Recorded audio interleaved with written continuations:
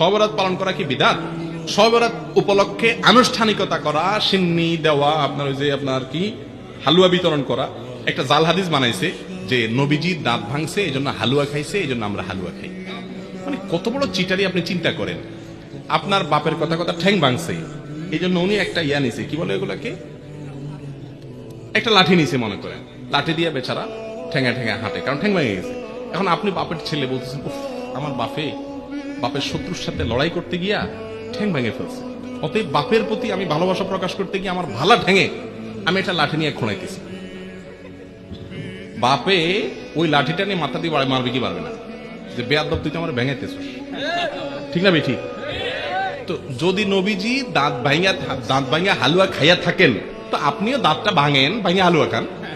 আপনি আস্ত ভালো দাঁত নিয়া সবরাতে হালুয়া খাইতেছেন, এর চেয়ে বাটপারি আর কিছু হতে পারে? আর ওহুদের যুদ্ধ কি শাবান মাসে হয়েছে? আপনি এটা কোথায় পাইছেন?